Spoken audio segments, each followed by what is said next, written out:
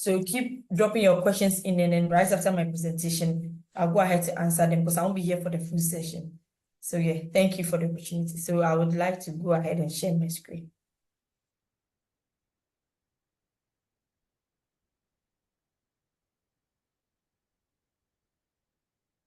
I hope everyone can see my screen. Yeah. Okay, great. Okay. So today I'm supposed to share with you tips on securing global and local internship opportunities. But from the icebreaker, I realized a lot of you are interested in the international or global internships. But one thing is that most local internships can also lead you to your global internship. So don't take any for granted, okay? So for my presentation today, I'll be talking about understanding the internship landscape. I'll go into importance of internship to career development. Then I'll share other tips on how to secure global and local internships. Then I will also share with you resources and tools to aid your preparations for internships. And then finally, I put out a survey for some candidates who have gone into internships to share their tips on how any of you here who are willing to go into either international or local internships can succeed. So I also share that with you. So on that note, let's just go into today's presentation. So understanding the internship landscape. People will ask, what's internship? Everybody keeps saying, what's internship? You have to do what is internship? So internship is usually a short-term work experience offered by companies to candidates. Now, when I say candidates, I'm referring to either students or anybody who wants to leverage on internship to kind of get job opportunity. So the companies give this short-term experience to give these candidates leverage into an entry-level role in a specific field. So for instance, if somebody said from the introduction, someone mentioned their interest in investment banking, but your school, you may be probably doing that business admin or majoring in accounting, but you are interested in investment banking or you are majoring in banking. You don't understand what investment banking is. You just know that's what you want to do. So internship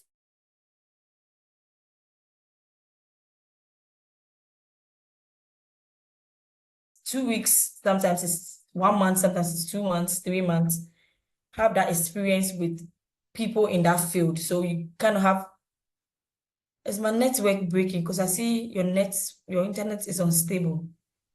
Yeah, you were off for a bit and then you came back, but it's been smooth. It's okay. I'll Okay. let you when we can't hear. Thank you. So companies will give you the opportunity to come into the firm to have a feel of what it takes or what it takes to work in investment banking, to get you a better understanding of what investment banking is. And so that's basically what internship is about, or what internship is. So people go into internship for academic purposes. For instance, somebody mentioned she's in UPSA. In UPSA, when you get to level 3, I'm also a product of UPSA. When you get to level 300, you have compulsory internship for the long vac. So it's people go into internship for that academic purpose. But for other schools, say as Chelsea, the other schools, or for anybody who prepares their CV before they get to level 200, they go into internship to get work experience, to be able to fill their CVs, to be able to leverage on it to get the international job experiences or jobs or internships that they need. So that's what internship does. So we have 2 types of internship. Either you're doing the local internship or the global internship.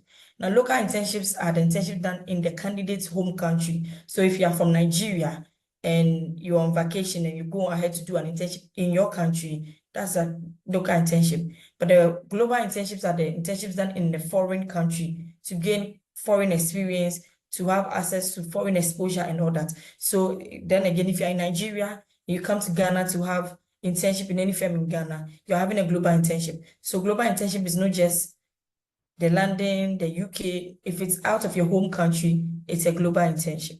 I hope we are clear on that. So we could just move on to the next point. So this is where I talk about the importance of internship to career development. I've outlined different points, which I'll just go ahead to explain. So we are saying that internship helps you to gain real world experience. I explained previously that usually what you study in school is a bit different from what is done in the offices. When I was a student, so many years ago, Hey, I've grown. Wow. Okay. When I was a student, I used to ask what people do at work. So when you say you're going to work, what do you do? People just sit behind laptops. What do they do? That is why when internship comes in, so that's what internship does for you.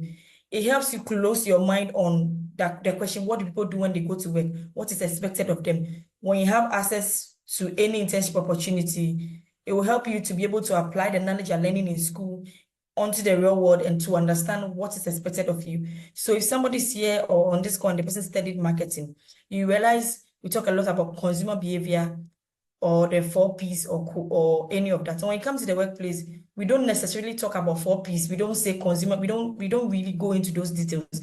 But you realize that you will have hand-on experience that fits into what you learned in school. So you don't come here to do chew and pour. You just have the right experience that fits into what you learned in school. So what again does internship, or what's the other importance of internship? It helps you to build your network. Now, one thing about the career world is network, and Emmanuel, the founder, spoke about gear up leveraging on their network to support candidates. So in the corporate world, whether you like it or not, there's a need to build network. Your network will help you upscale in your career, help you change jobs, help you leverage to get other opportunities and all that. Now, when you have the opportunity to take internship, it means it's a start of you building your network. Just imagine as a student, you get a chance to go into 3 different firms within your school year to have internship. So being it EcoBank, Cosmos Energy, maybe other company, APSA. So you have the chance to go into these 3 firms to do internships. Definitely, you will meet a boss who or a subordinate who likes you. You meet other people who support your dream. You meet people who can mentor you or people who can advise you. Now, that means, let's say you meet just one person from each company. These are 3 people who become part of your professional network, to the point where when it's time for national service and let's say you don't get placement, these are people you can just call on to say, hi, I'm not getting placement. What do you think I should do? Or I have placement. I'm working here and I'm stuck. What do you think I should do? That is the network. So that's what internship helps you to build. So while in school, when you have internship, you get the chance to build professional network that will go a long way to support your career. Now, another point I want to raise is that internships helps you to increase your resume value, which is 100% true. And I always advise candidates or students to start putting their CVs together when you're in level 100. So when you're in level 100, you put your CV together. That's when you realize that, okay, I don't have any work experience on there. So what do I have to do? You hop onto different internship opportunities that can help you fill up your resume. Now, the international internship you are looking for or the local internships you are looking for, no matter what it is, they will look at your CV, right? If you have a CV that says you've already had some 10 days experience in investment banking somewhere in Ghana and you want to apply for another investment banking role somewhere in London, compared to somebody who doesn't have it at all, guess who will make it to the selection?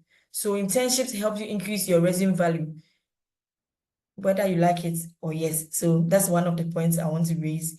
It also helps boost your confidence. So let me put the confidence one this way. So usually when you're in school, it's a lot of theories, a lot of chew and pour, it's a lot of, it's a lot of things going on, right? But when you get a chance to step into the real work environment where you just do internship, it helps you understand what is being done there. So when you come back to the classroom, when a lecture comes and they are discussing any topic, because you've had hands-on experience, you are just able to talk about it because you've had the experience and you're just comparing it to what the teacher is talking about and you can share your view. Another way can help boost your confidence is that if you have to go into any interview for your international internship that you are interested in, just imagine you already having an experience and then going into an interview. It boosts your confidence because you are not just going to chew anything and pour. It's an experience you've already had. So when you go into the interview room and they ask you, oh, you did an internship here, what is it about? The confidence will just shoot up and you will stand a better chance. So that's where I'm picking the confidence from. The other point I want to raise is that it helps you explore your career path. And this is one of the most important reasons why everybody has to take internship. So we are Africans. We grow up wanting to do what our parents suggest to us, or we grow up wanting to do what we've seen other people do. It takes us a long time to be able to fine-tune what we are interested in. For instance, let me use myself as an example. I studied marketing. I did my MBA in marketing. So in academics, I'm a marketer. Guess what? I don't do anything marketing in I've worked for 6, 7 years. I've never done anything marketing. I got myself into a career, an HR career, operations. I'm a little into finance because of the MBA. And I love it there. So I'm stuck there. So I've never done anything marketing. But this is me who went to school to study marketing because my brother did marketing and I wanted to get into marketing. But I only got into the job market and I realized that marketing is not for me. I don't want to be the person reaching target. I don't want to be the person having that kind of anxiety. So marketing is not for me. This is what internship does for you before you even decide to enter into the main job role. So even if so let's say somebody's in school and the person is studying business administration. Now business administration allows you to branch into different things depending on the school you are in. So if you are in UPS and studying business administration, it's just business administration. But if you're in Lagos and you're studying business administration, you have the chance to major, whether you want to go into finance, you want to, the other things in business administration. So let's assume you are just doing business administration. You're not sure what you want to do after school, whether you want to be an administrator, whether you want to venture into project management, whether you want to go to the banking side to do administration, you don't know. That's where internships come in. So you take different internships in the different fields you are interested in to see if that is something you would want to do. There's somebody here just saying investment banking. But if you have the chance to intern as an investment banker, it will help you decide whether you are built for the long hours. Because investment bankers they do long hours. So that could also help you to decide, is this for me or this is not for me? So you do several internships, different ones, to be able to find a path that will go well with you. And one thing about this corporate job is that if you're able to land a path that syncs with what you're interested in, you will excel. A lot of people excel in their corporate space are people doing things they love. How did they discover? It took them years. So if you have the opportunity to do internship before wasting your years in a field that you're not interested in, that could be very helpful. The last point I want to raise about the importance of internship is it gets your foot in the door. And whether you like it or not, this is a yes. One thing about corporate world is that people who have jobs always get other jobs. So you realize that one of your young uncles home who has completed university and has not had any job opportunities because they don't have a job. As soon as they land a job, they're able to interview for another job. As soon as they land a job, they're able to interview. That's what it is in the corporate world. So if you get opportunity to do series of internships, when it gets to time for national service, you're able to just call your previous boss to say, I would like to come back here for national service. You already know your capabilities. You already know what you did when you came for internship. The possibility that you get back into that company is 90% compared to somebody who has never had any shots in that company before. Sometimes you may not be the same company, but you can call somebody, which is the network I spoke to you about, and say, okay, last year I came to your bank. This year I want to go to this place. Do you know anybody you can link me up to? Do you know anybody you can connect me to? They just do that. So that's what internship does for you. And one other example I want to give, for most of the international internships, some candidates go into the internships. It's just 2 weeks internship. They go into the internships and they get full-time offer. All they have to do is to come back to their home country, complete their school, get their certificates, present it, and get back into the role they were already in. So this is an example of how internship gets your foot in the door. I'd like to move to my next point. So how to secure global and local internships? How to secure global and local internship. So the first thing I would like to say, which I didn't put on my slide, is find your interest. You first of all have to find what you are interested in. So what are you interested in? I like the fact that somebody introduced, I didn't know himself, and he said, I'm interested in investment banking. He's found what he wants to do. He may change his mind later, but he knows what he wants to do now. Somebody may also say, I'm interested in project management. You found what you want to do. You may change your mind later, but that's what you want to do. Somebody may want to go into tech. After you found what you want to do, you go ahead to look for companies that fall into the industry you want to venture into. So you want to do investment banking. Which companies, if it's local internship, which companies in Ghana do investment banking? You do your research, then you go ahead to narrow it down. Do these companies take interns? And you narrow that one also down. So after you've narrowed that down, you look into which company is recruiting for the period in which you're available for the internship.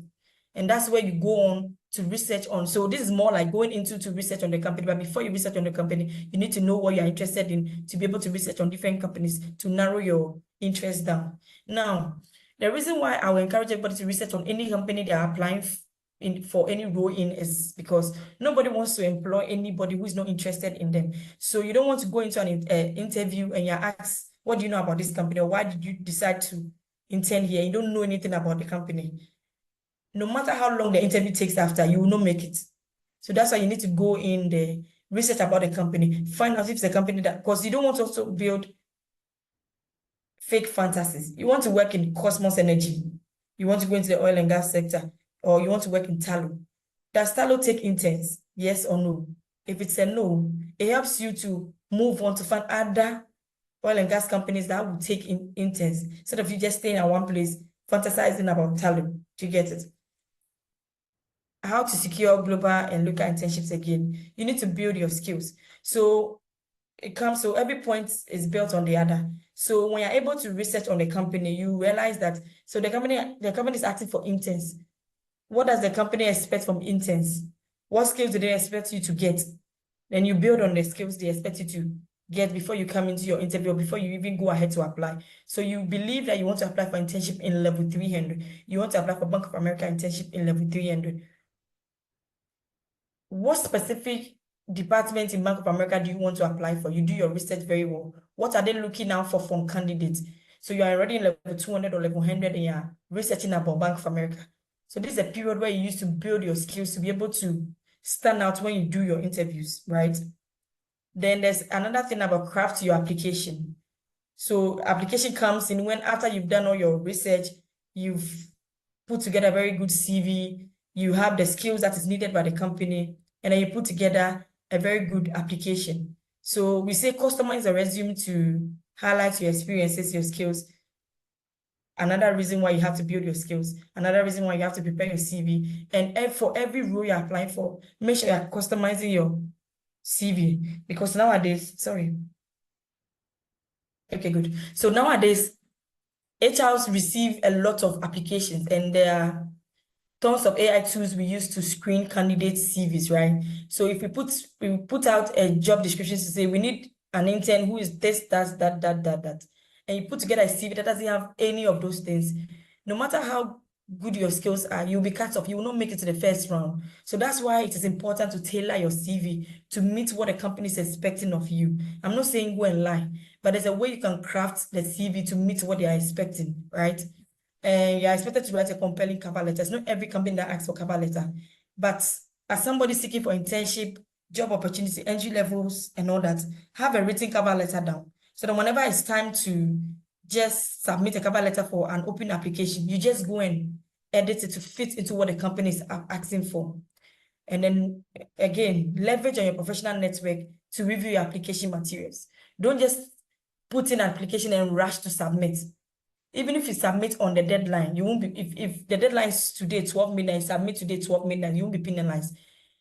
All what is needed is to submit a quality application. So get the right people to review your work. Let them review it over and over and tell you it's good. Don't go to your friends who will not tell you the truth. That's why we talk about network. So if you have better professional network, you can show either your cover letter, either your application, either your CV to them to go through with you, to give you the go ahead before you submit. Now, the last point I would like to raise is prepare for interview. The opportunity you are looking for, you are not, well, let me put it this way. So you're not the only one looking for that opportunity. There are several people, so many of you looking for that opportunity. What will make you stand out? Aside from your CV and your introduction letter, getting into it, what will make you stand up to move to the next stage, your interview? Most of these international companies, even if a local company recruits, the international companies do the final interviews. So for instance, with SEO Africa, we may support you the recruitment, take you through the process. You may pass every SEO interview, but if you don't pass your interview with, say, Bank of America, if you don't pass your interview with Linklaters, if you don't pass your interview with Goldman, you will not be selected. So the interview stage is very important. And all you have to do to prepare for your interview is to practice answering common interview questions. This nowadays is very easy. You can use any AI to practice your interview questions, or call any of your friends, any of your networks, tell them I'm going for this interview or I've applied for this role. Can you help interview prep me? And that will also work in your favor. Just imagine yourself competing with people of higher standards. And so you need to stand out to be able to make it. And so this is just my tips on how to secure your global or your local internships.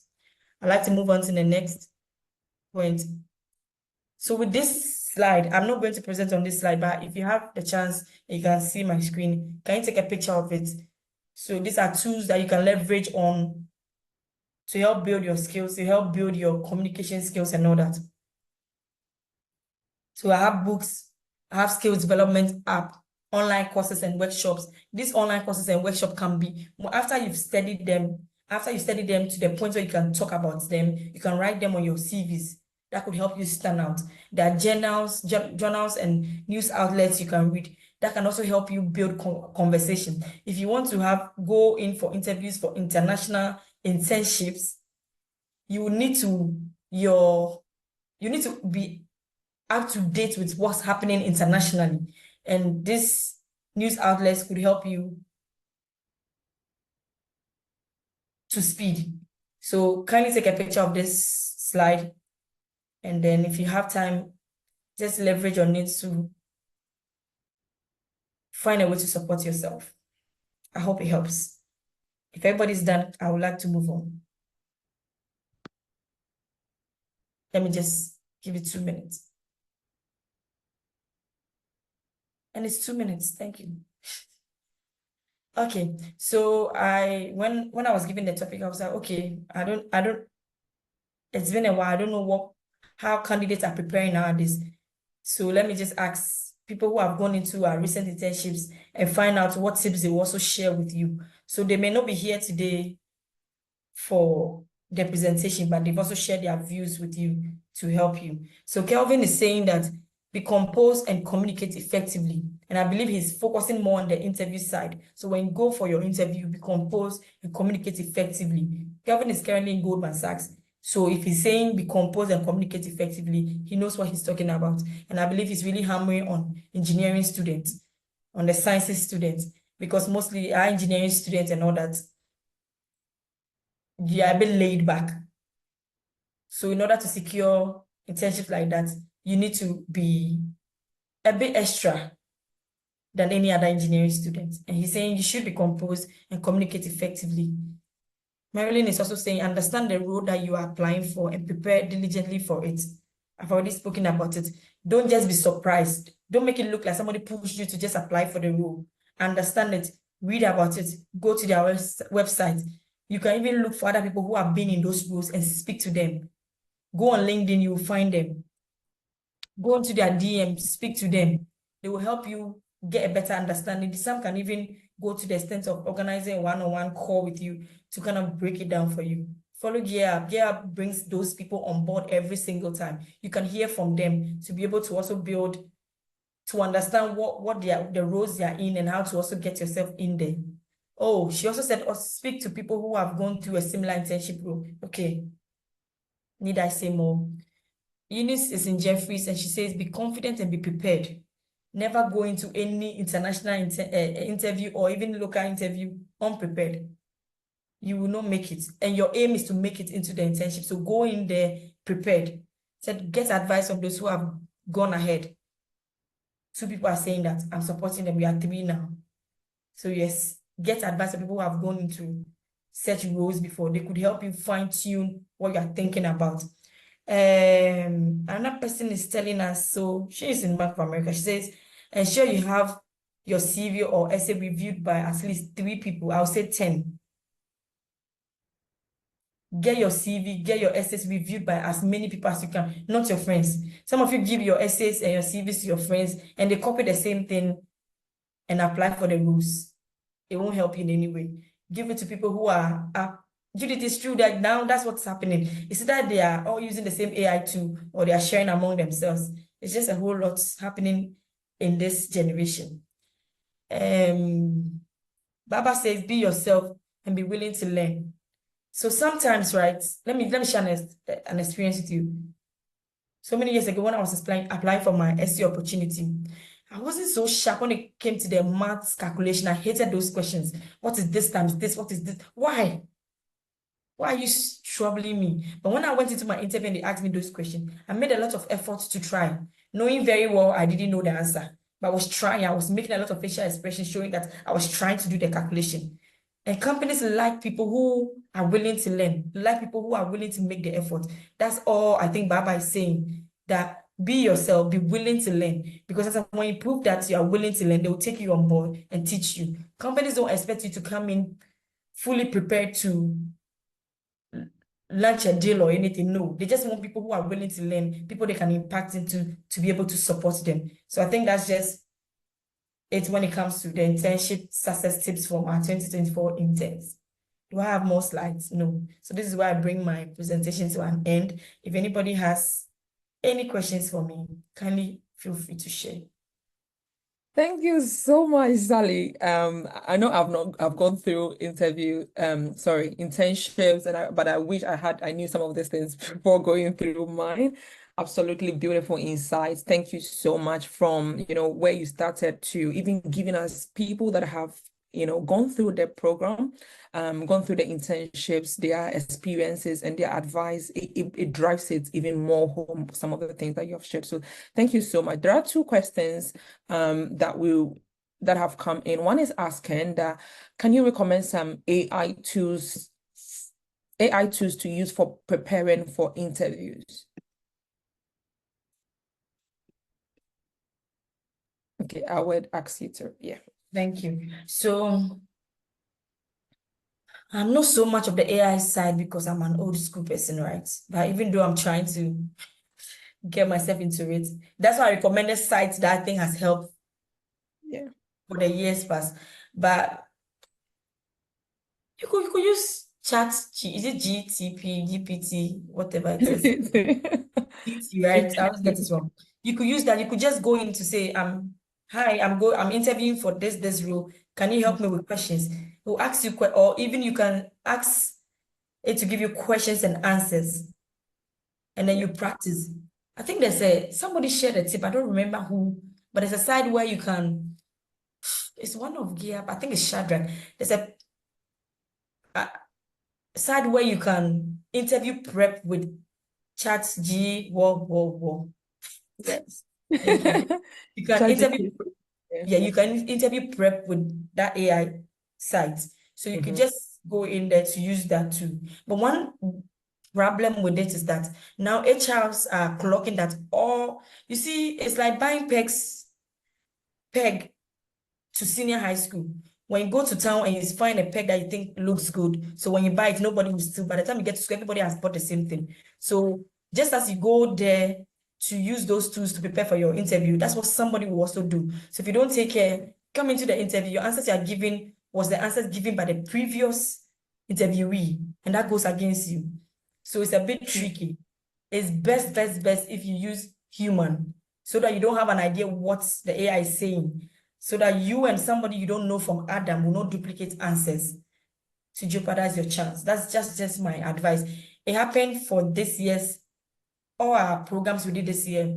We failed a lot of potentials because they used these AI tools and they were matching. We gave them assignments. They use AI in their interviews. They use AI to prep. So they were all saying the same things. And nobody wants anyone like that. So yes, and just for the experience, we've had some candidates go into partner companies who are not getting offers. We know before they finish their internship because they use AI tools to complete work given to them by their bosses. So if I were you, it's helpful, but for this kind of interviews, maybe just avoid them. Use human feel. Yeah. All the journals I've shared, all the sites I've shared, just go through that and then get somebody to interview prep you. I think you will be better than somebody who uses these AI tools. Yeah. Totally agree with you. Thank you so much, Sally, for that. The last question here, because we have to run to the next session, is what resources are available to help students with visa application process for international internships? I would ask you to unmute.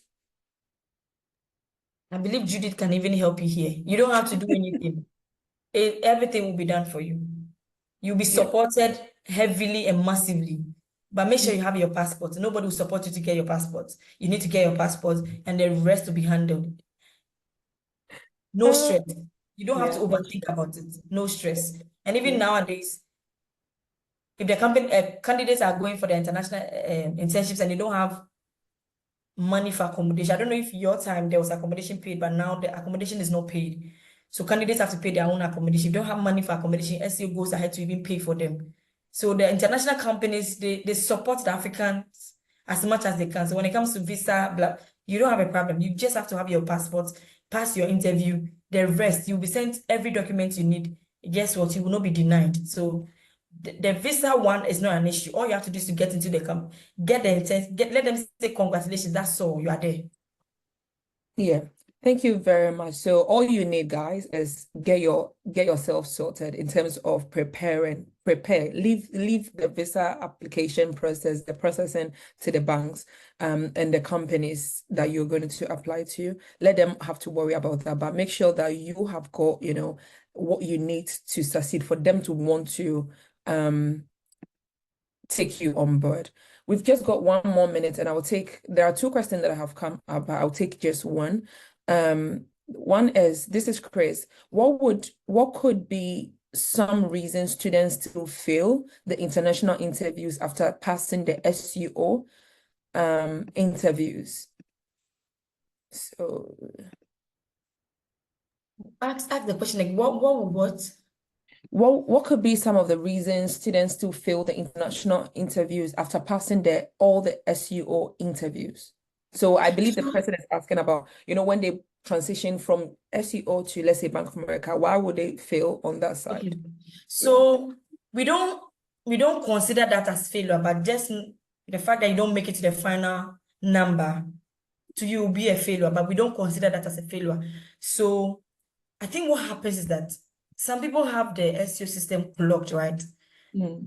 Some people have a lot of alumni as their mentors. So they help them, they hold their hands, they help them interview prep for the SEO process and all that. So when it comes to the SEO process, they take it lightly.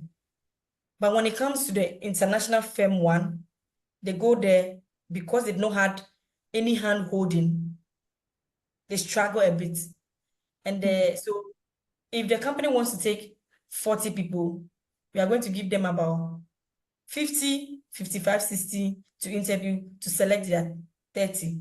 So the 50, 55 are the best of best. But definitely, there are certain things the companies are looking for. Definitely, if you are going to, depending on the department you are going to, if members of that department interview you, they will decide whether you are somebody that is teachable, whether you are somebody they think we want in their department. So it goes beyond just the SEO one. So it's also no failure. It's just that you may not be able to meet what is expected of you from the department you are interviewing for. And the way to work around this, right, is one, still speak to people who have gone through the process. So you don't just speak to people who have gone through SEO. Ask them when they went for their one-on-one company interview, how was it? What were they asked? How can you wow them? Sometimes they're already in the company, they can tell you, oh, I know Judith will interview you and Judith is hard. Do this. It also boils down to you reading about the company. You are telling SEO you're interested in Bank of America. Okay. You've told us something small. Okay. Maybe that same thing you've told us is not well researched enough. So when you take that same story to Bank of America, because you didn't do your research well, they are the firm. So they hear you say all those shallow things to them, they smile, you will not make it. So it goes into do your research well, speak to the right people, and be confident. That's all. Thank you very much. We have run out of our time, but I see Gerald has, guys, we are not, when I say we've run out of our time, just for this segment, we're going to go into another 1 hour session where we're going to have past interns come to share their experiences. But then I'll give you the grace, Gerald, for you to unmute yourself and ask your question.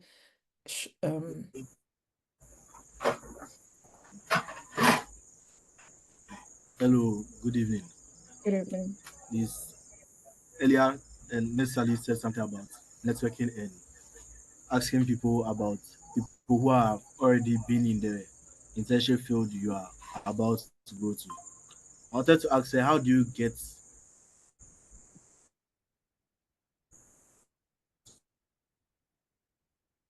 Gerald, are you able to speak? Because out about people you, who may be Sally, I'm not sure if you got Gerald's question, but I couldn't. No, but I don't know if he's trying to ask, did how the do you get internship access that to you people wanted who have to do? had the chance to go into these internships? Because LinkedIn. it's not written on their faces that this particular person can. Right? I don't Yeah, that know. particular internship, Okay. LinkedIn. LinkedIn. Anybody who goes into all those international internships and other, they use LinkedIn a lot. They put it in their LinkedIn. So if you want to, if it's Goldman Sachs you are looking out for, you go to Goldman Sachs Investment Bank and you see them there.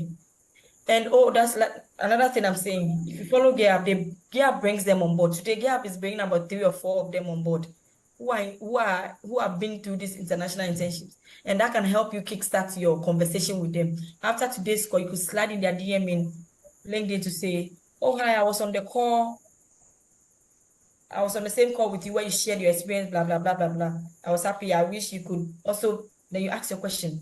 It's a good starter because you've already you've heard them speak, you are the session, that's you making effort, and then you go into their DMs, they are not surprised. So you can get them on LinkedIn, or you can get them by following good resource like GitHub and Co to be able to leverage on whatever communication is started, and then you continue. So yeah, no, it cannot be written on their face. Everything is on LinkedIn. My people, go on LinkedIn. Everything is there. The people write a lot on LinkedIn, and that could be very helpful to your career as well. Thank you. Thank you so much. Thank you so much, Sally. We really appreciate. Just to add to what Sally just said, literally, LinkedIn is the age for career development.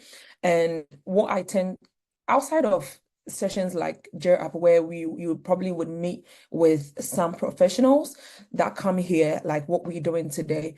If it is off a meeting like this and you want to find out from someone that is in a career that you are interested in and you want to, link up with them on LinkedIn, what I would also advise is that do a little bit of research about them, look at their profiles, are they doing, get to know a little bit about them.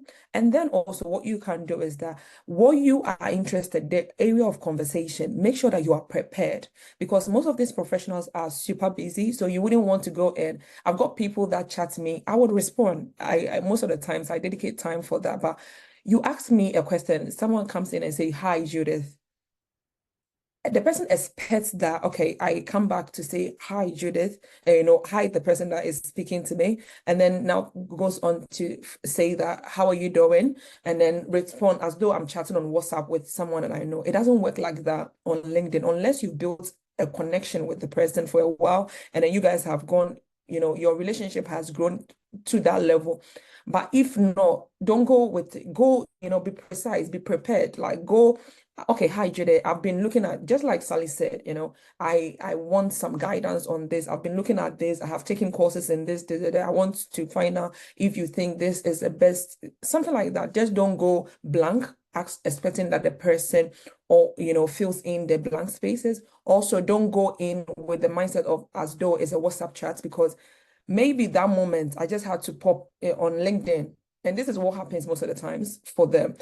I just had to pop on LinkedIn for maybe 1 minute, just checking up on something. And I realized that your message came through and then I responded. I just left, expecting that exchange may not happen. So let's know how to use the LinkedIn because it's very powerful. People have gotten connections, that people have secured their internships, people have secured their career opportunities and other opportunities through it. So make sure you are using it very well. Thank you once again, Sally, for that insightful session on from HR's perspective, what they look out for on what they value in candidates. So I know our audience have been enlightened a lot on the things that you have shared.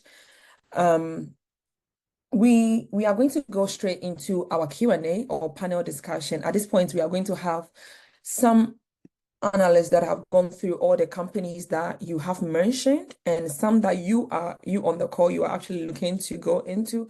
And so they are here to share with you their experiences from when they were in school, trying to prepare themselves for the opportunities to get in there. And even when they got there, how has the experience been? So it's going to be a fun one. I want you all to stay tuned, continue to share the link with someone that you think, would also benefit as well. So without wasting much time, I'm going to call on the first analyst. So I'll call all of them. They are all analysts now. So I'll call all of them, and then we will go straight into the Q&As. We've got Steve Lakon. Steve, I hope I just mentioned your name right. But Steve Lakon. So Steve has had internship experiences with Deutsche Bank and then Google. He's currently a final year computer science student at Chevron University in Ghana. We've got Venance and Kanga as well too. So Venance has also had experiences with Bank of America, SEO Africa, Genser Energy, Bloomberg, ALS Africa. He was born and raised in Ivory Coast, West Africa, and he's currently working with Bank of America in the IB division as an analyst. We've also got Pamela Okoye. Pamela interned also with Bank of America in the global market division. He's also had an experience with KPMG. And then lastly, we've got James Olanyinka. So James also has experiences with Deutsche Bank, Bank of America, Chevron, and Nestle. I will call on I'll call on them to unmute. I'm trying to unmute you, or I've unmuted.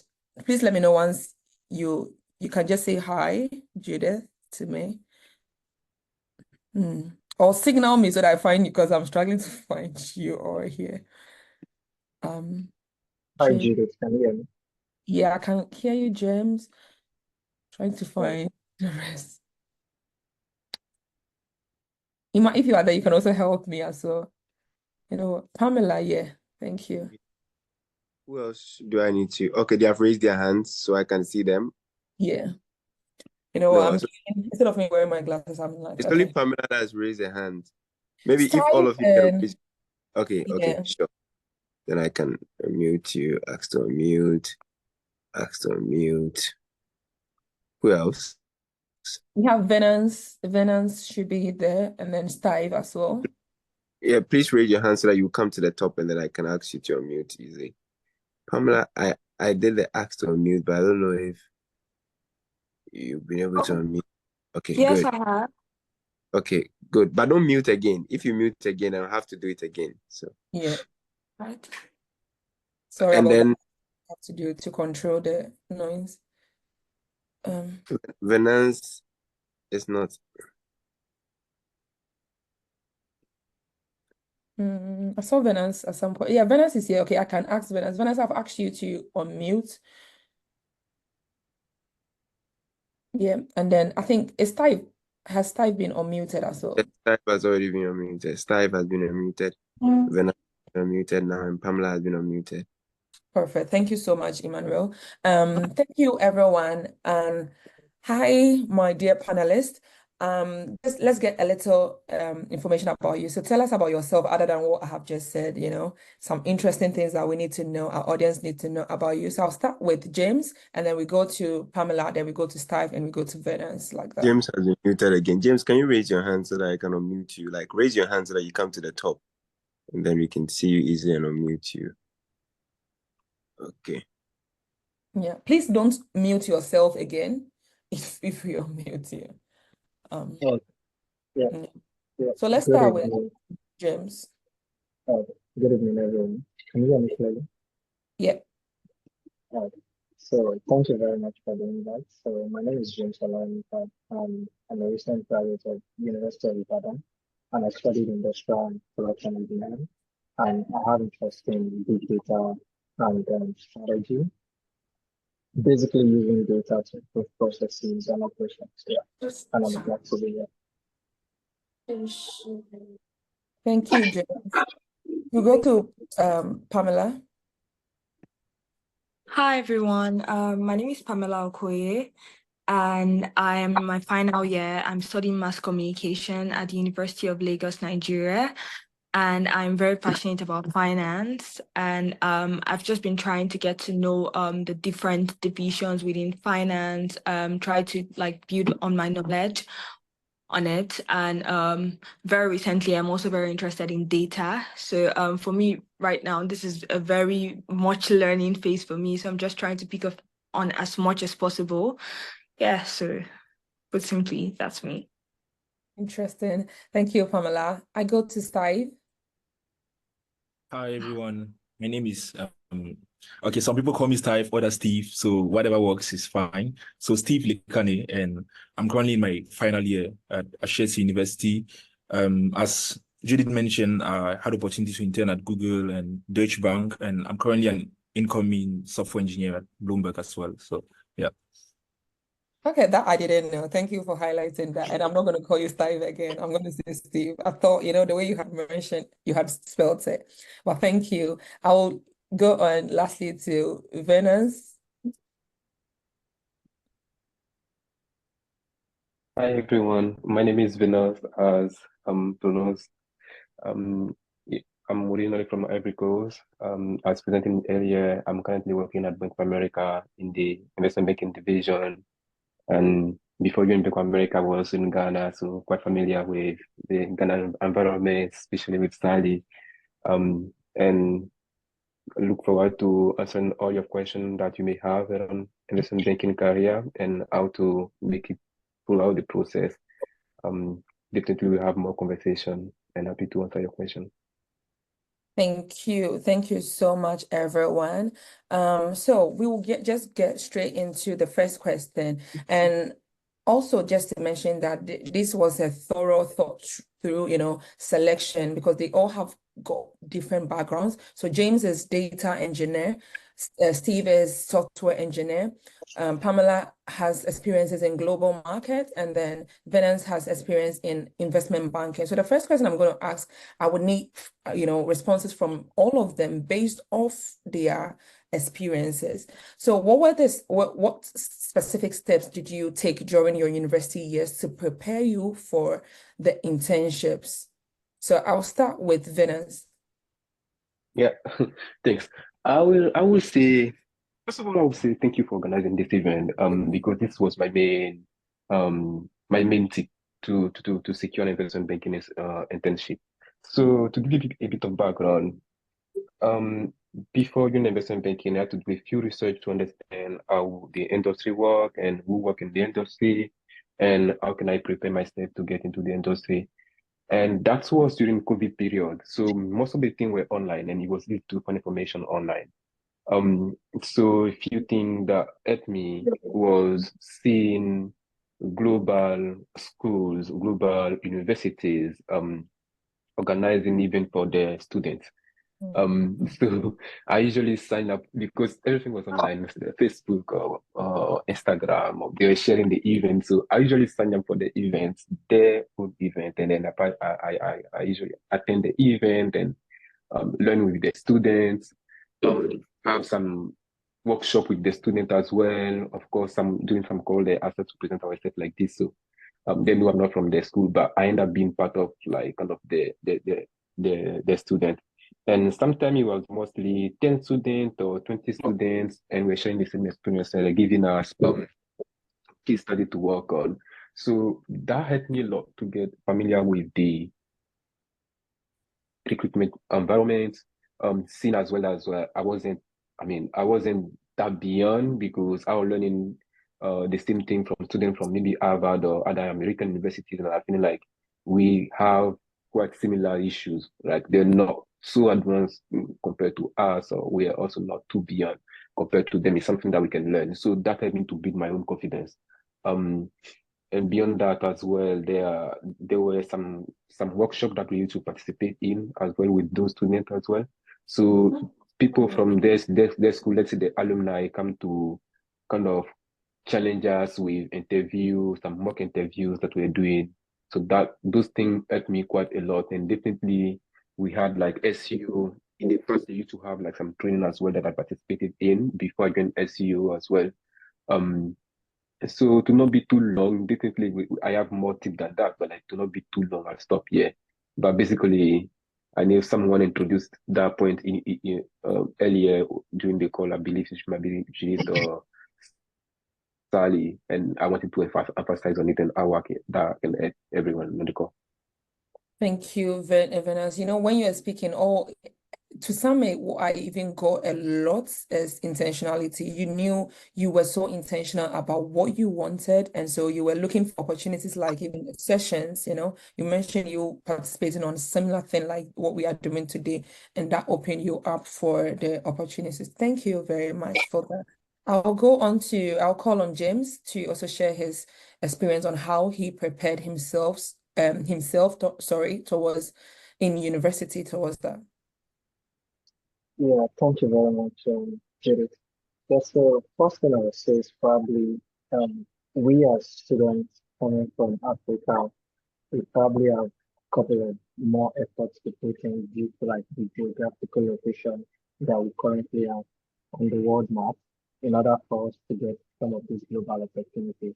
So probably what I would say is be a sponge in terms of expose yourself to the plethora of opportunities that are actually available in order for you to position yourself properly. So if you do not know that something is available, it is impossible for you to actually position yourself for it. And you are taking a great step attending a session like this. So one of the things that I do then was probably to actually like network with a couple of senior students that have been beneficiaries of some of these opportunities and actually like asking them questions on how they are able to navigate a couple of things like applying for the internship, what the proper resume look like, what like how interviewing process are conducted and couple of things like that. And I'm actually going to say that give yourself the grace to actually try things out. Like we are still very young people and we can actually like try something out. If you don't enjoy it, try something else out. I think I was listening during Sally's session. She was mentioning something like that. So I started out like doing data science stuff, and it was like I didn't get like as much opportunity as I wanted at central to like internships within the country. Then I moved to analytics. I did analytics, got a couple of internships with YC firms. Am I more audible now? I think someone is saying that I'm not audible. If you could get closer to your microphone, that would be helpful. I think there was just a feedback, there, but yeah. Let me try something. Is it better now? Much clearer. Yeah, so it was like me moving from one phase around the data space. So I knew I wanted to be in the space of data to do something for myself.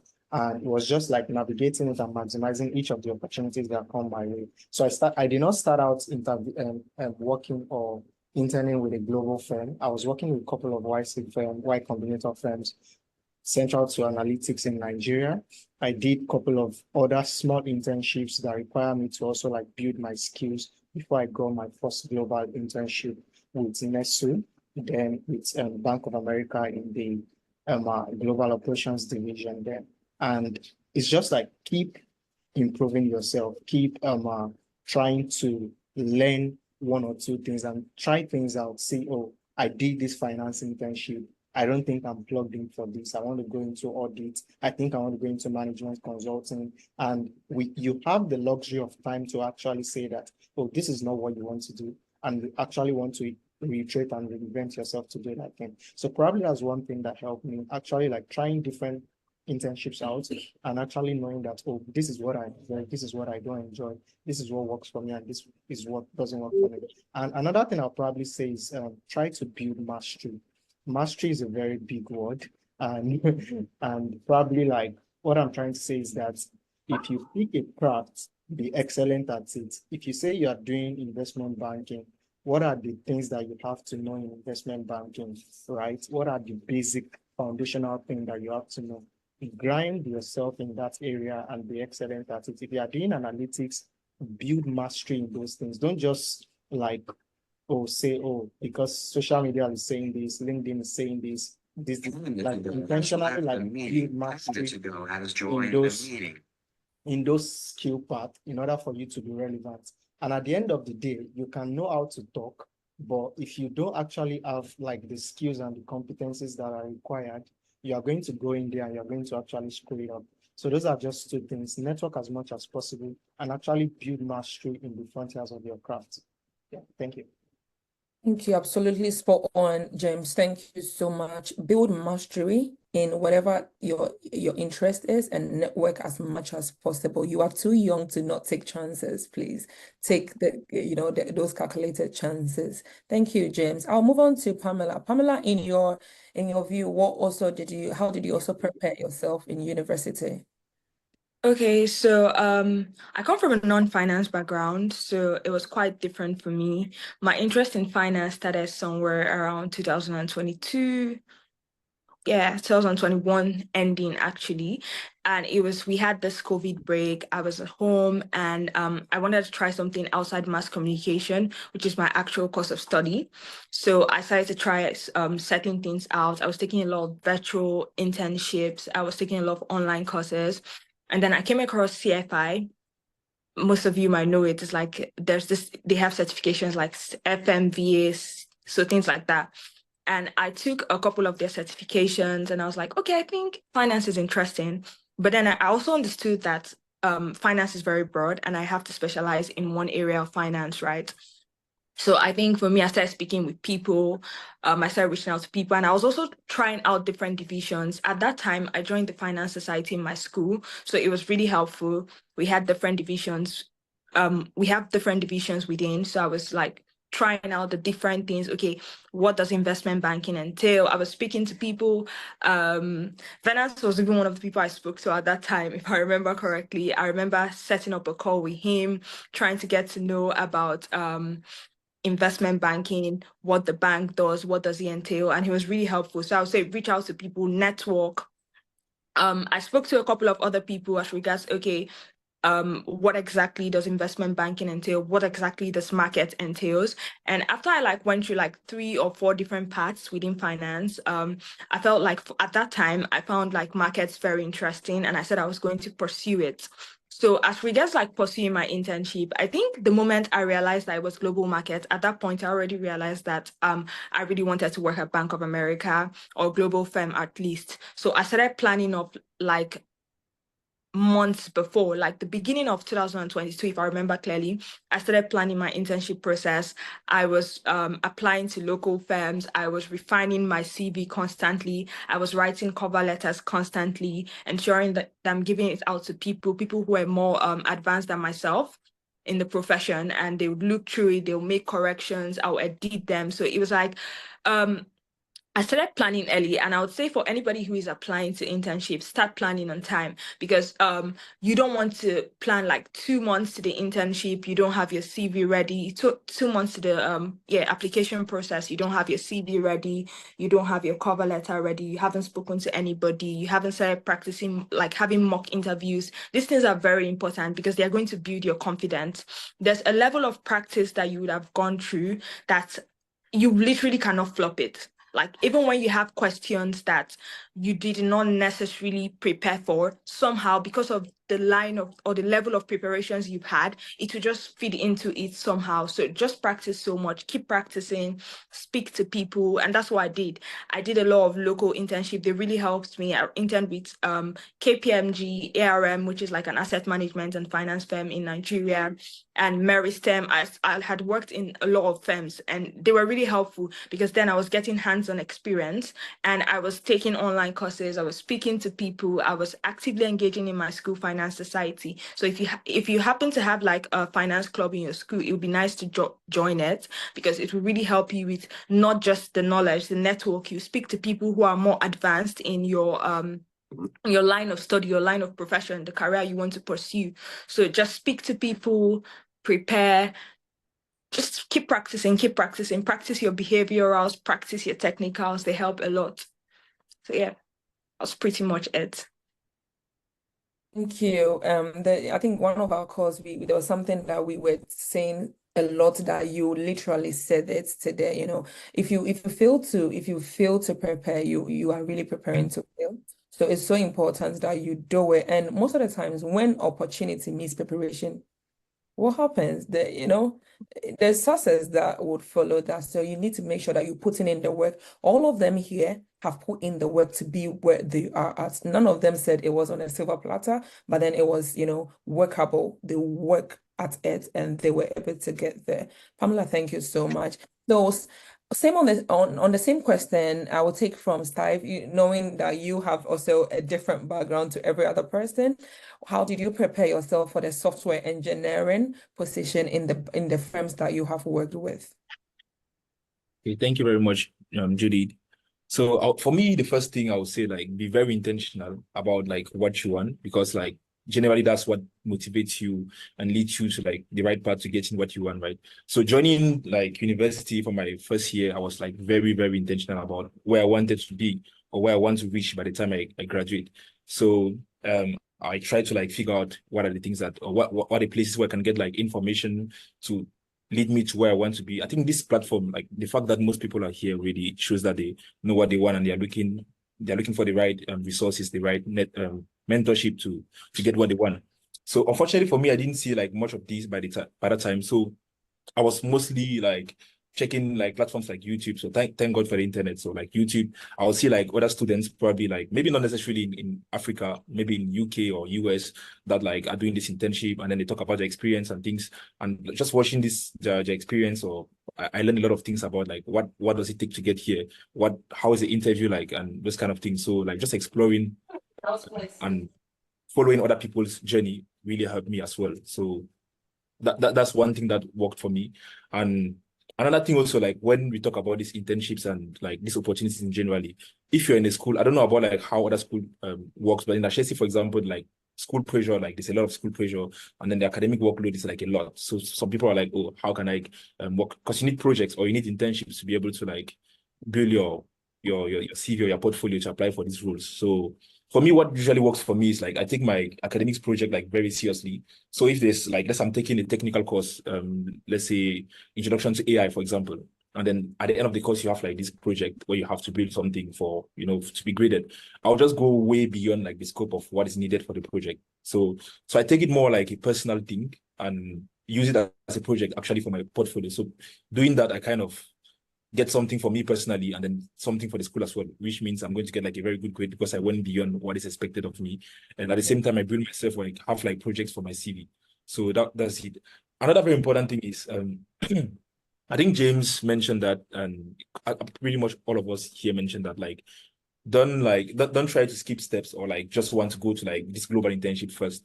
It is always good to like start to a place where you can build like yourself. So for me as well, I had to do like 1 or 2 local internships, which one paid obviously, and because most all local ones are also generally unpaid, but it helped me like gain the necessary experience, learn how to communicate, and maybe just how to work in teams as overall. And this internship, this experiences actually help you as well when you go for interviews, because they'll ask you questions about like how do you work in teams. If you've not had the opportunity to work in a team before, doesn't matter whether it was like on a big scale or on a small scale, you wouldn't really be able to stand out during those interviews as compared to someone who had the opportunity to do that.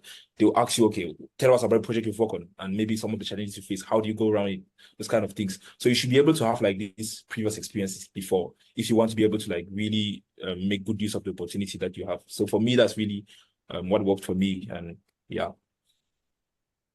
Thank you, Steve, sorry for that. Really appreciate that. So I will still be on you with the next question that talks about, if you can walk us through the various stages of the application process within your domain. So in software engineer. Okay.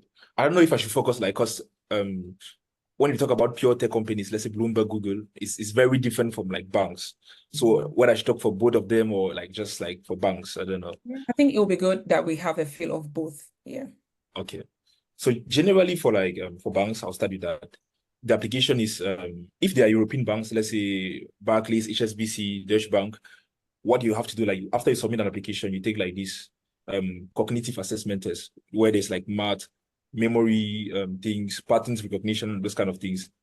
And then after that, you do like some kind of higher view, which is higher view is a platform where you can like actually have like some virtual interview, but there's not real person interviewing you. You have some questions waiting for you, and you just like open your video and then answer those questions. Like so, and then after the higher view, if you did well in the cognitive assessment and in the higher view, then you get invited for what they call like super day, like which is one day where like the bank like pick people and then like I mean those who qualified and then like just interview all of them.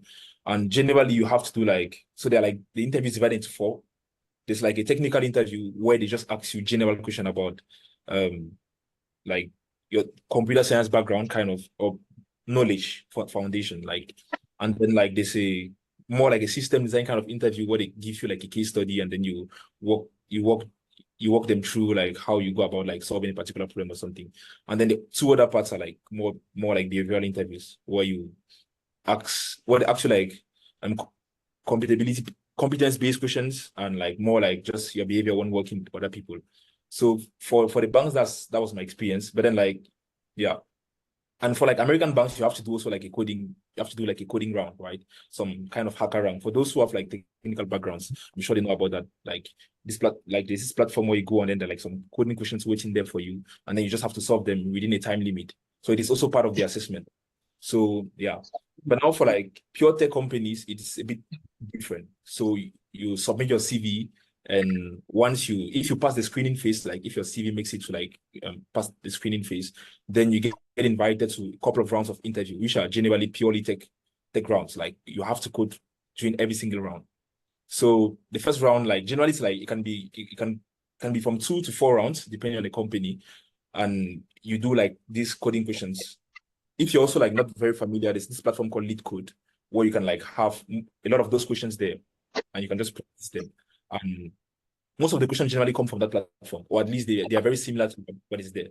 So you have an interview with like a live engineer with an engineer on Zoom, like here, and then you have like a platform where you are given the question and then you're supposed to come up with a very optimal solution. So you can come up with a solution, but you need to make sure that it's also like very efficient and very optimal. And you have like 2 or 3 of those interviews with like different engineers, maybe it can be on the same day or on different days. And then for other companies as well, there's this round called like a system design round where they can give you like a very abstract question. They can ask you like design TikTok, for example. You're not supposed to go like too much into detail, but you're supposed to talk about how do you plan to like how's the architecture going to be like, what technologies are going to use, how are they going to interact, how are you going to make sure that the system you're designing is supposed to scale when the number of users increases and those kind of things. So primarily there are 2 types of interview, which is like the coding interview and then like the system design interview. Like that's for tech companies. So that's generally how the process is like. Yeah.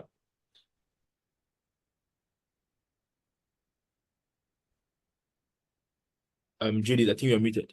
Sorry, I just realized that I was muted. So just want to get more information. What is the typical, the first stage that you go through before you go to either the higher view or the hacker run in a tech firm or whatever it is? In that first stage of essay writing and CV, what are the pointers that you think a successful candidate should be, a potential candidate should be including in the application? Including the application, I think if you're like maybe if you're like in your first year, the expectation is a bit less compared to if you're in your, let's say, 3rd year or second year.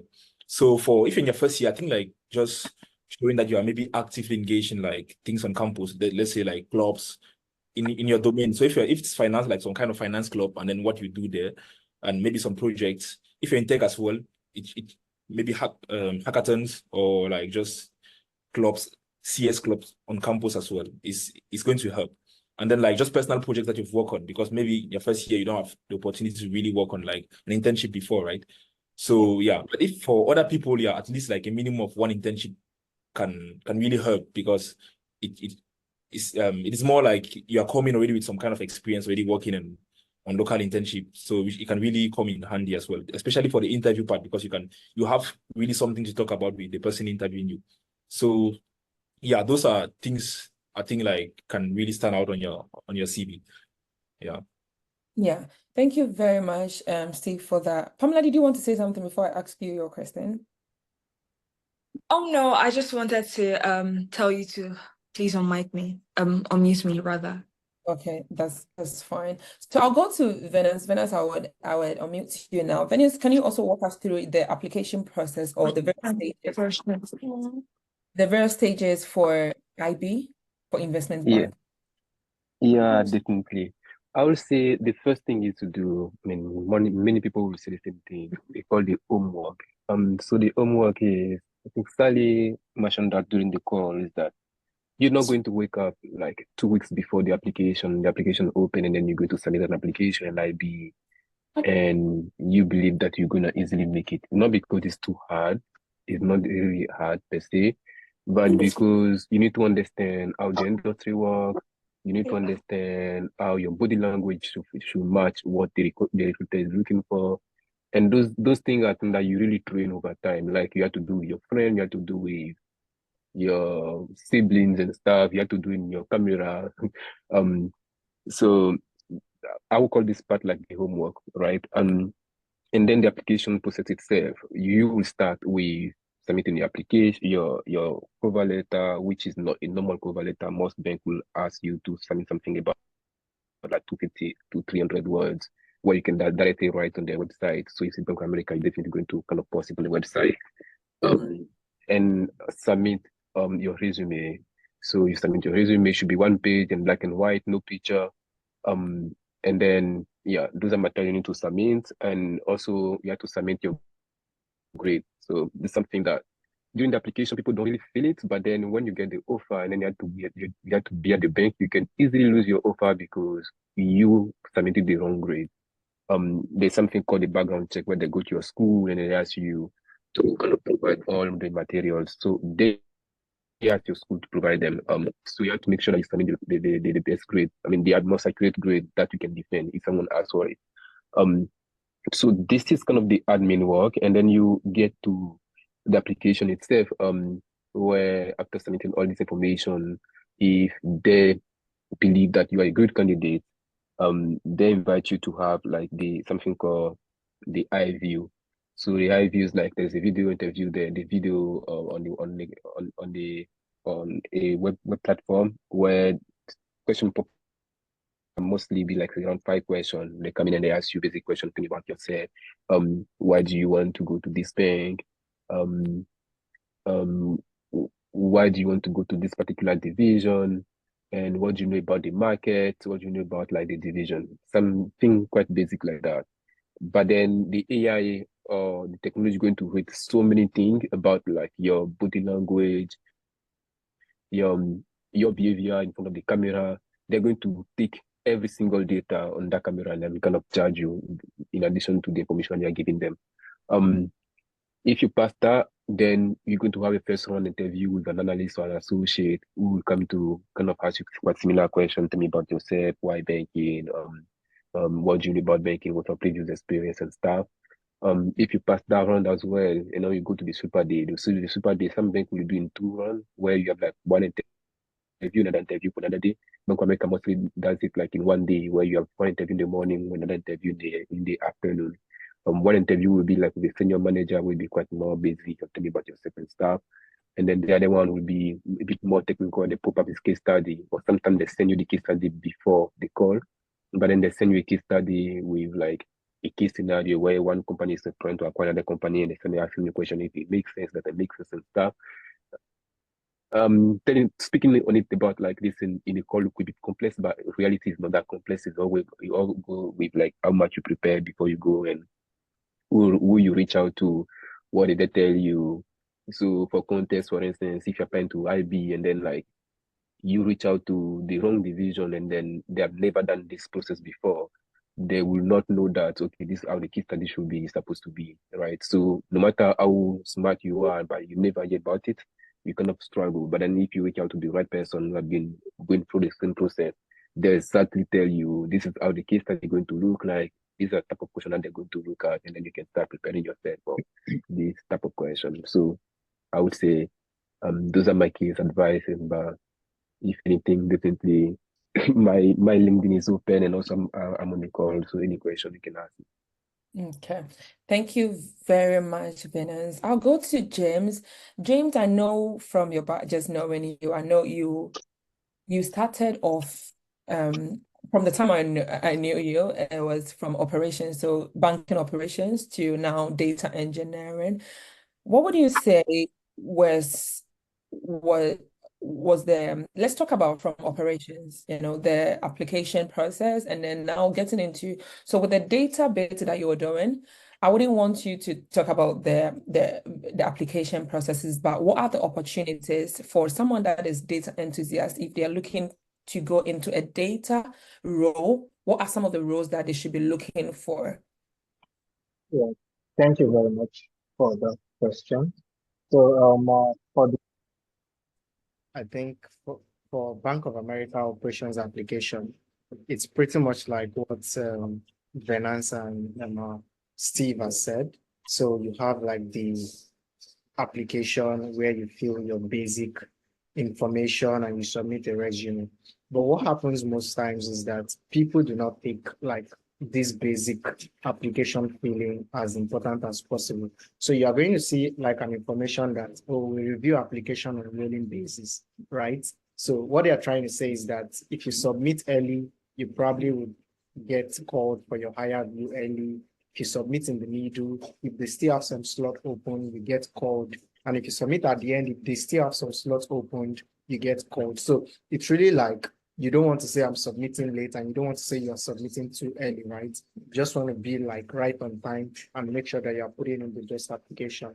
So I think Venan said your resume should be one page. So just that basic bio data, getting your resume, your grades in school, be totally honest about it, quantify your experiences, and just put that in for the application form phase. Then you move to the IR view, and both of them has explained that. Then you move to like the assessment center. So the assessment center for operations is basically three phases, which are going to be like the behavioral, competence-based, and the technical, right? So the behavioral is just where they ask you, tell us about yourself, why Bank of America, and all those kind of questions. The competence-based is like, tell me about a time that you did this, and they're trying to extract certain qualities that they want in their interns, right? So probably they want you to pay attention to details. They want you to be thorough, analytical. So they want you to tell a story.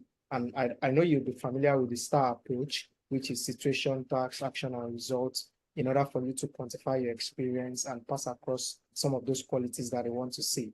And the last phase is the technical interview. I think for operations, they ask you basically about operational risk. They ask you about operational improvement.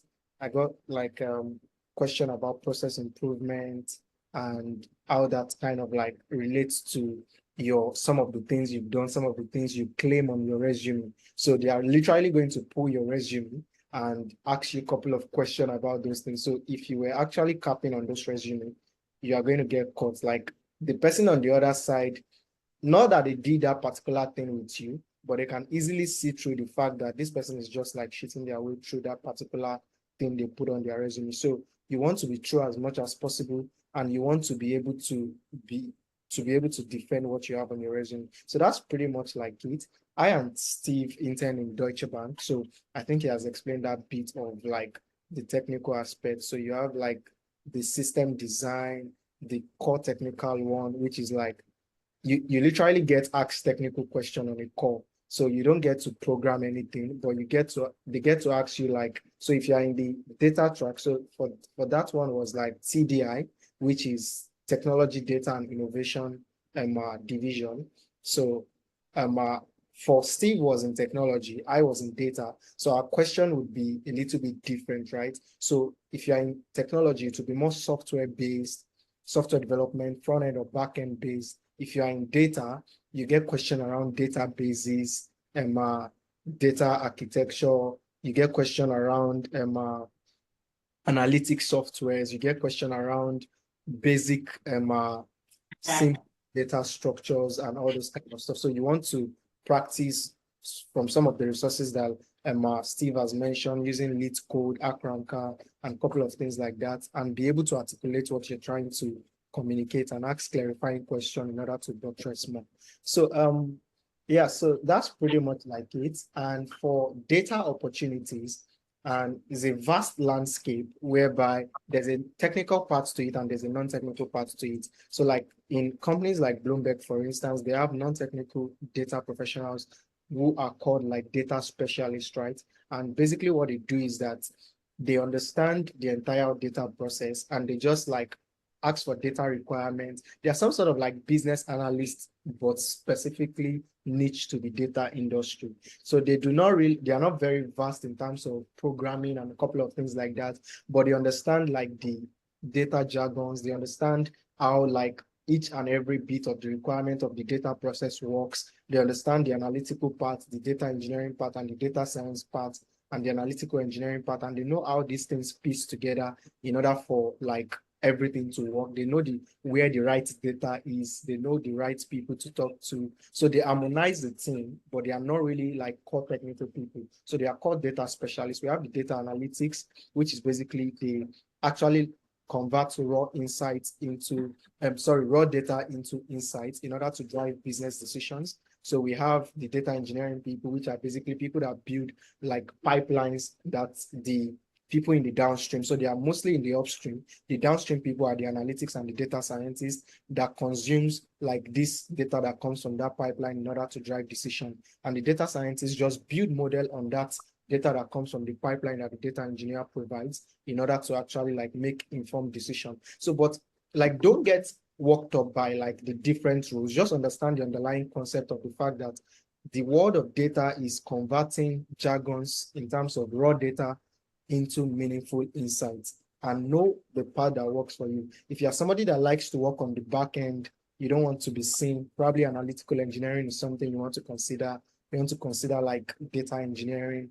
If you're somebody that like to talk about what you're doing, like to communicate your insights with stakeholders, you want to go to like the data analytics part and the data specialist part. If you're somebody that likes to build complex algorithm, you want to go to the data science part, and a couple of other, like we have database engineers and data administrators. So you just want to understand like the background of everything is that they're converting raw data into meaningful insights. And we have like different people, both upstream and downstream, that are major players in this data industry. Yep. Thank you very much, James, for that education and especially on the data, clarification on that as well. So thank you very much. And then lastly from Pamela, what is it? How can you tell us, the application process for global market as well? Okay, so very similar to what Steve, James, and Venance has said. Firstly, you send in your CV and then the essay. And usually for this, usually about 2-3 days, you get the link to the higher view, which is like the video interview. You record yourself for a time period, and you usually get behavioral questions. So you'd have questions around tell me about yourself, tell me about your maybe greatest achievement, questions like that would just assess how you perform in different situations. So, but for global market, you usually have like this last question, for Bank of America at least, that talks about like tell me about a current global global economic event and how it affects the division you're applying to. So it's literally like the only technical question you most likely would be getting for your higher view, and the rest of them would be behaviorals. And if you go through that stage, the next stage is the telephone interview. Telephone interview is like divided into two. The first one is the behavioral. So you're most likely going to have an interview that's going to like assess you, how you perform in different situations. And then the second interview that would assess you on your technical skills. So they're going to ask you more like questions that are specific to the division you're applying to assess the knowledge, how well you know the division you're applying to. I would say during your interview, you want to be very personable, because at the end of it all, there are going to be a lot of technical people, but you need to know your technicals, but you have to be very personable. You have to come up as somebody that they want to work with. I think it's going to give you an edge during your interview process. And then you're going to get another interview or a super day. So mine was a super day directly. Super day is like the one you do literally for the whole day. I think my super day was divided into three actually. So we had two behaviorals and one technical at the end. So the first two interviews was just assessing me behaviorally. I mean, in between the questions, we had one or two technical questions, but they were not really technical. And then the last interview was like very technical. I mean, very much about what I know about global markets, how much I understand what this line of business do and how they contribute to the bank. So you want to make sure you understand what global markets is about. You want to make sure you have spoken to people, you understand the asset classes, like the different what sales is, what trading is, what structuring is. You want to make sure you understand it very properly and speak to people. They would help you to they'll help broaden your knowledge on these things. So you can speak to people on the bank too. They'll tell you about like different divisions, because I mean under markets we have like a lot of subdivisions. So you want to understand, okay, what are the different asset classes?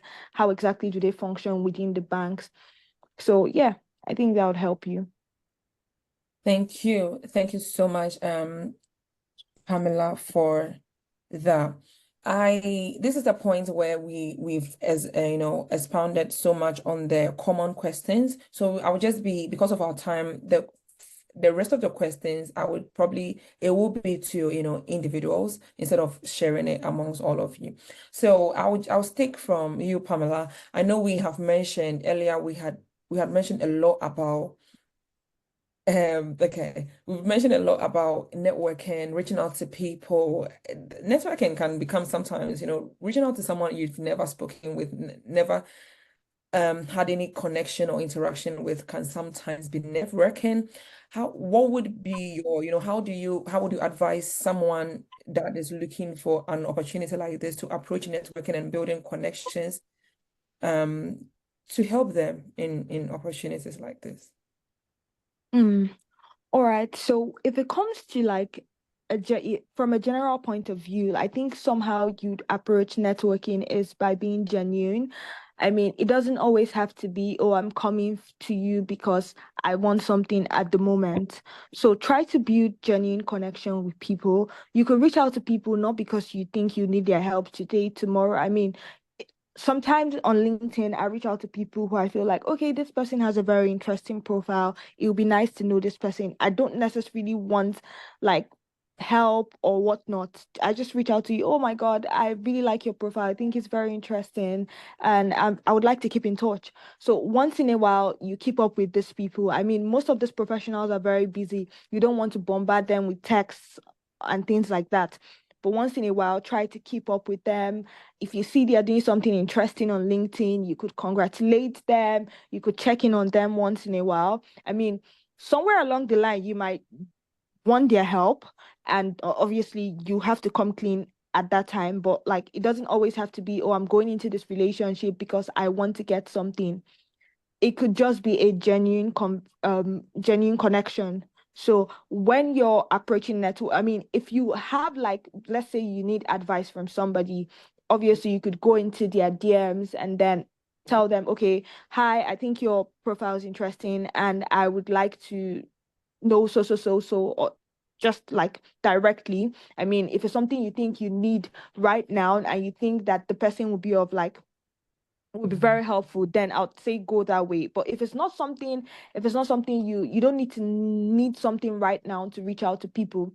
And then as regards networking, when you get the internship, I would say this is very critical because a lot of times when you go into this internship, there will be a lot of pressure to network. I would say firstly, you have to understand yourself. am I introverted? Am I extroverted? If you're an extroverted person, it might be easy for you to just reach out to people, speak to 10 people in a day, reach out to 12 people in a day. But if you're not, then that might feel like a stretch and it might become overwhelming at some point. So in that case, you could just say, okay, I'm just going to focus on networking with 3 people today. Okay, maybe 1 person horizontally, 2 people vertically. So it doesn't always have to be that, oh, I'm networking with people at the top, networking with people above my level. Just keep it at a very fair pace. Networking is very essential. I'm not gonna lie. Networking is very essential to go far, especially in like banking. But you just want to make sure that you're not overwhelming yourself. Like you're not reaching out to a lot of people that, oh, tomorrow you don't even remember certain details about these people. So you have to be very careful when you're like networking. Oh, I want a coffee chat. I want a coffee chat. You have a coffee chat with like 10, 20 people and you don't even remember their name by tomorrow. No, so you want to be very strategic about networking and you want to be genuine. It shouldn't always be on networking with this person because I have something to gain. Just build very genuine connection. So yeah, that's what I'll say. Thank you, Pamela, very much. Well spoken on that.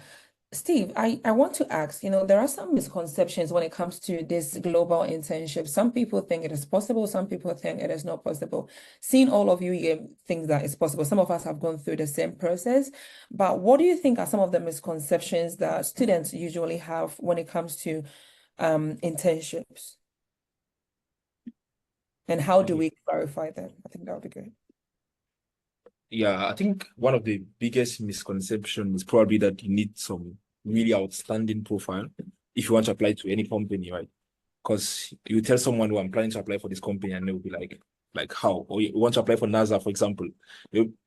For most people, it's going to be like too much, like you're being too ambitious, right? Because you don't have what it takes to work for them or something.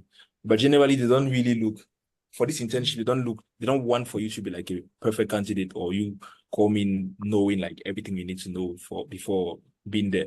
So, or maybe you look at the job description and then you say, okay, I need this. As long as you meet like the basic requirements, I think it is okay for you to apply and put in your efforts. Because at the end of the day, the internship is a training program, and you are going to get everything you need and learn everything you need. As long as you have like the spirit of learning and you're very flexible, you should be able to like adapt while on the internship and then learn everything that you need to learn to be able to succeed within your internship. So I would say like that's, for me personally, I think that's one of the biggest misconceptions, because some people they kind of belittle themselves, or they feel like, I'm not enough, or what I've done is not really enough for me to qualify to apply for this internship or that internship. So and for me, that I think at least from what I've observed from people around me and other people reaching out, that's really what stand out the most as one of the misconceptions. Thank you so much, Steve, for that. I would go to James. Maybe that will be the last specific question before we take, the closings for today. So to James, what would you describe as, just bear with me 1 minute. Let me go. In your specific area, what do you think are the current trends and changes that you have observed that you think students need to be, oh, thank you, let me unmute you, need to be so much aware of? I think maybe you can even take it on a broader perspective of what do you think students, the skills and qualities that you think makes a strong candidate, and so students need to be aware, or even people that are looking for these opportunities need to be aware of? Yeah, thank you very much for that question, Judith. I'll just draw back from an experience I had with a recruiter at NESO, right? And it was like, I think it was like just like a session that we're having. And I was like, oh, why did they actually pick me for like the role and all that? I was doing industrial performance analytics for them then on that internship. And because I looked at the candidates, a couple of them were doing their service here, a couple of them were more senior and all those kind of stuff. And she made this statement, which is hire for attitude, that human resource people or companies generally hire for attitude and they train for competence. I don't know if everyone got that. So companies generally hire for attitude and they train for competence. So sincerely, if you have ever transitioned from one skill path to another, you understand what I'm trying to say, that there's really no technical skills. There's really no like hardcore skills that you cannot pick up if you are determined to learn it, but you cannot easily like change your attitude overnight. You understand what I'm saying? And I think Venance, Steve has actually mentioned a couple of those things that around like just be confident, be yourself, articulate yourself, and you never know how much that can actually like take you. And probably another thing that I would say, which I'll just highlight, is actually still building mastery, which is basically one of the issues. Like, okay, people would message me on LinkedIn and they'll be like, oh, I saw you did this internship, you did that internship, and I want to actually get this other internship. And I'm like, okay, send your portfolio to me. And I'm looking at the portfolio.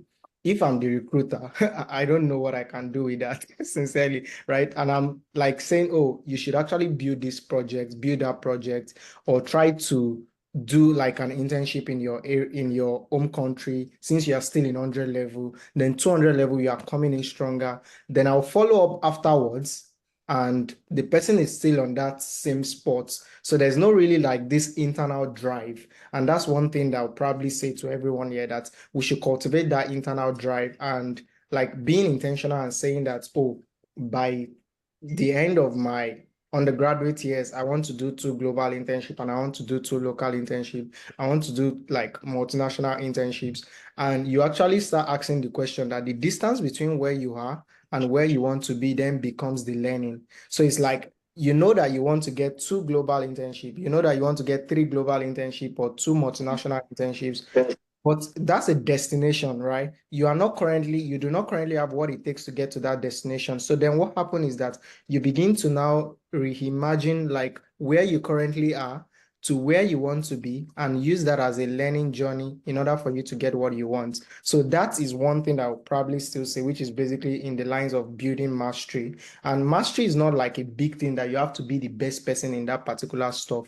Mastery is actually the fact that you are willing to show commitment and continued excellence to that craft that you have been devoted to, with certain attributes or certain results that can indicate that you are committed to that craft. So I want us to like actually like just rejuvenate that thing. And just a quick example, I think in our intern class, Steve is here, and we are arguably one of the best on the intern class for Deutsche Bank. And it was like, oh, they were like, oh, these guys, and we're the 2 Africans, if I'm not mistaken. And they were like, oh, yeah, these guys are like extremely good at what they did. And it was like on our respective teams, because we had like group projects, and we're supposed to build like an NLP classifier that compares ESG footprint of about 12 global banks. And it was like they were going to scores over 30. So it was like you couldn't mess your way through. Like you were going to be scored over 30 and they were going to tell you your scores. You understand? So it's not like a abstract feedback,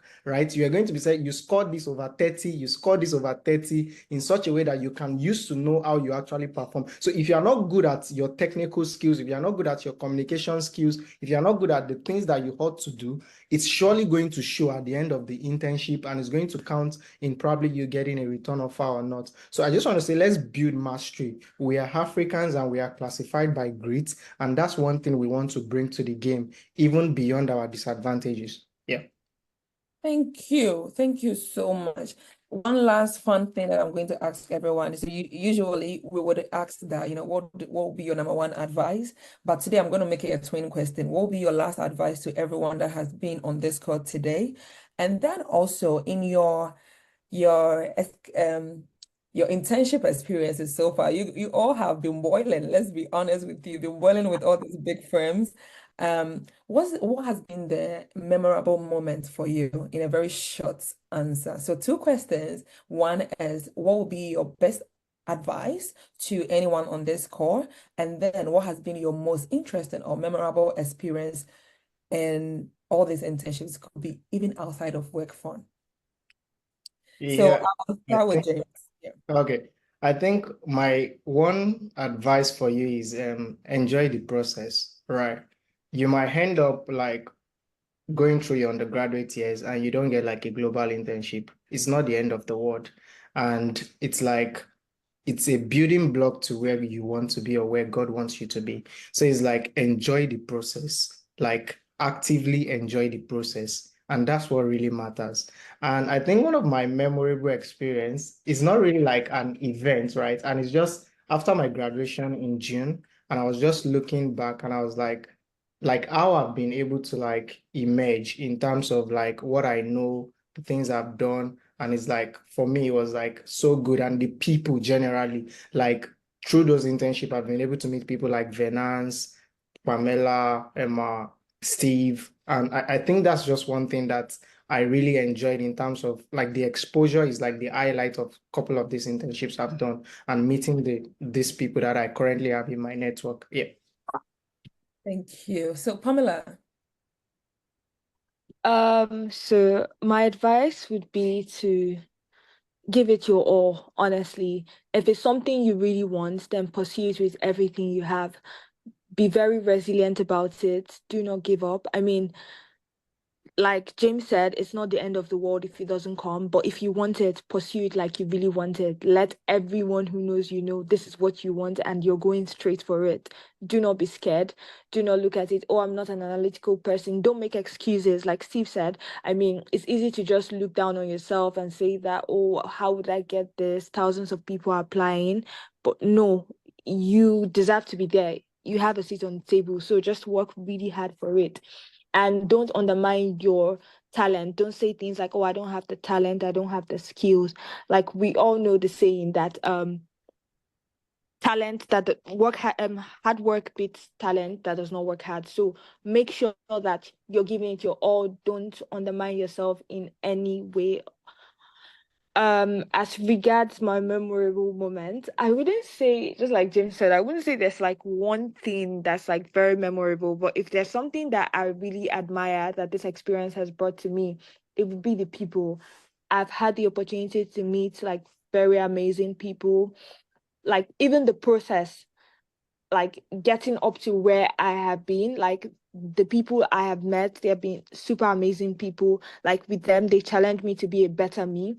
And like because of that, I see constant growth in myself. Like it's so hard to settle when you're around people who are very motivating. So I would say that this has brought me really excellent people, and I'm really super content with the experience I've had. thank you, Pamela. So sweet to share that. I will take from Venance. Venance, I've asked you to unmute.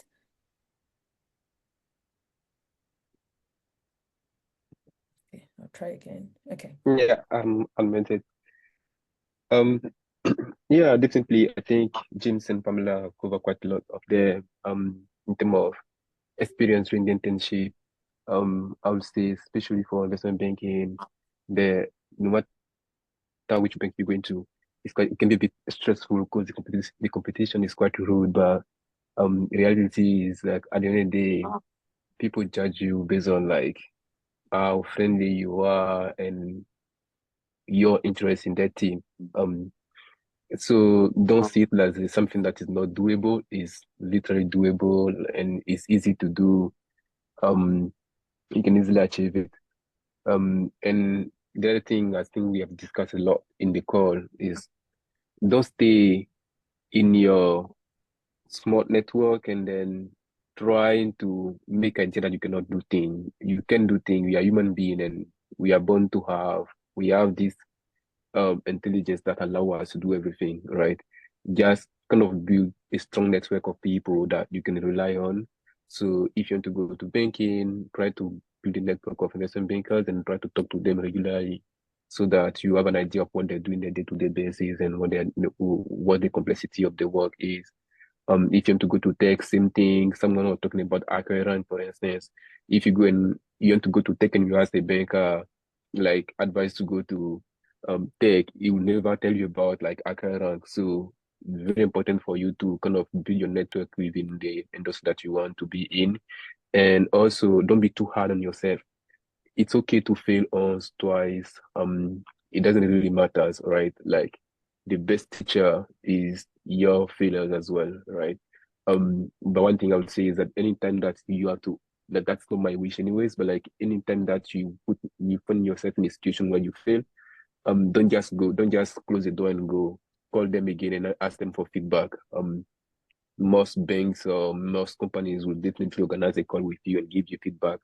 to tell you what work and what didn't work, and some of them may even recommend you some material to learn, or they may keep in touch with you for the next step, or they can even connect you to another HR that they believe that you are a best suit for the job.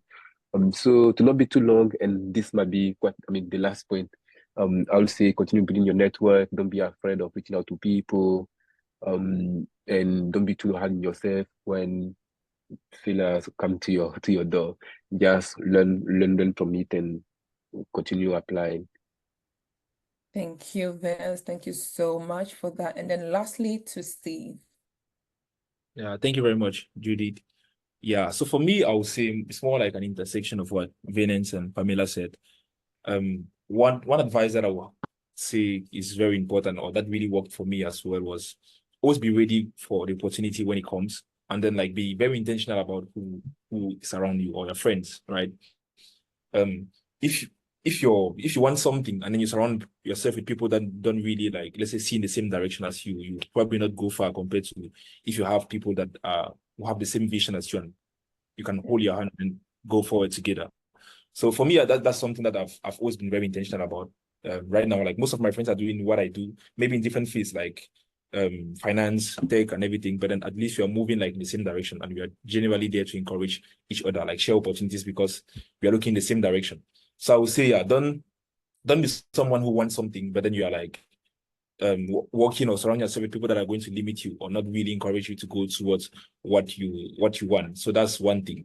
And then the second thing is just going to be, like, as I mentioned already, like be ready for the opportunity. Like I've witnessed it so many times, like for different people, a situation where you want something, and then like when the opportunity presents itself, you can't really maximize, you can't really like make use of the opportunity because you were not ready or because you were not prepared for it, right? I've seen people like who apply, maybe say, okay, this internship is open, and then you do your resume, apply, and then you just sit there and you wait. For tech, for example, you just sit there and you wait, and suddenly like they call you and they say, oh, you have an interview next week, or pick an interview next week, and you are not ready because you never practice coding, you never practice any single thing. Now you have like this massive opportunity, and the only thing you have to do is like really perform well in the interview, and you can't do that because you can't bring like you can't compress like 3 months worth of preparation into 1 week. It's just not impossible. So I think like once you go for these opportunities, make sure that like you keep yourself ready, so that if something comes, you should be able to actually do something out of the opportunity that presents itself to you. So that's going to be it. And again, also as Pamela, like for me, like one very interesting thing about like having the opportunity to like work for all these companies, and it's just like meeting all the people. Like I've just realized that the world is so big, and then you have like so much different cultures, like, and people do things differently. Like some things that I consider